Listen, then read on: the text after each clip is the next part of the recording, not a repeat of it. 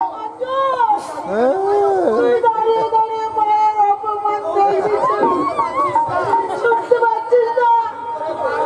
করে পারবে?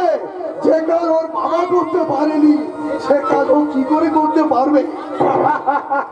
আমি পারিনি বলেই তো অঞ্জনের বিয়েতে কোনো বাধা দিইনি। তার কারণ আমি জানতাম অঞ্জনের বউ এসে আমার বউকে উচিত মতো শিক্ষা, তাই সেই শিক্ষার প্রথম পাঠ হবে আঁচল থেকে এই চাবিটা খুলে নিয়ে আমার আঁচলে বেঁধে নেওয়া।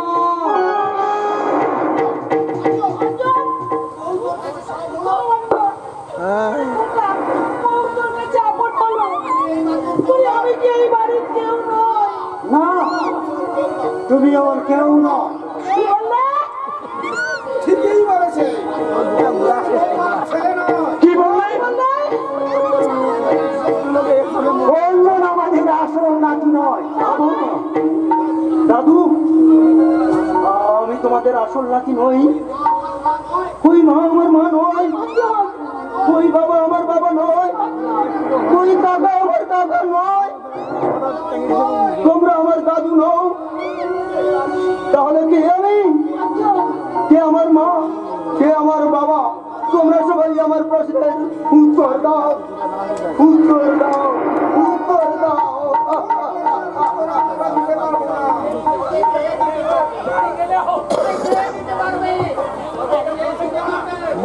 তাহলে বলো, বলো কোনো কথা, বলো না। তাহলে এই প্রশ্নের উত্তর কে দেবে? ওই তুলসী।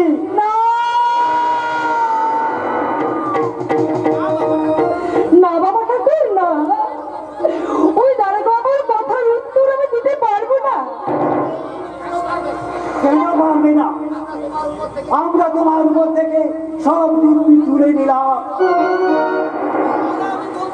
না আমি পারবো না, আমি কিছুতেই বলতে পারবো না। বলতেই হবে, আজ তোমাকে সব কথা বলতেই হবে ময়না মাঝি।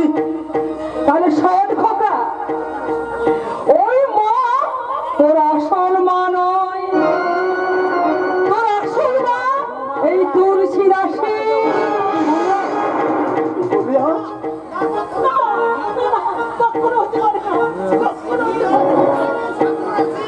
তুই ডাইনি, তুই রাক্ষসী, তুই সর্বনাশী, তুই আমার মুখ থেকে আমার ছেলেকে কেড়ে নিতে এসেছিস। না না দিদি বলি না, একবার যাকে দান করেছি তাকে আমি কিছুতেই কেড়ে নিতে পারি না।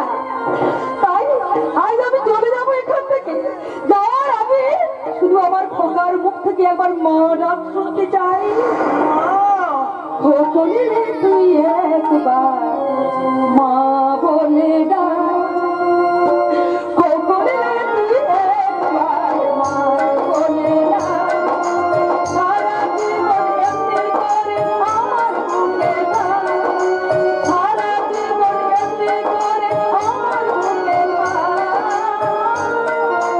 ও কোনে রে তুই একবার মা বলে ডাক, ও কোনে রে তুই একবার মা বলে ডাক।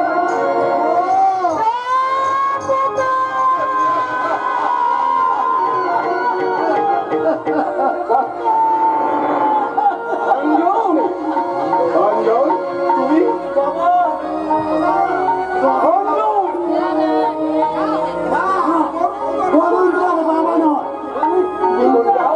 অঞ্জন আমাদের ছেলে নয়।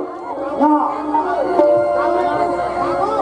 বাবু, মা তুমি বলে দাও আমি এখন কি করবো? মা আমি এখন কি করবো? মা তাহলে তাহলে বলো মা, কে আমার বাবা, কে আমার মা? মাকে বলতে হবে না,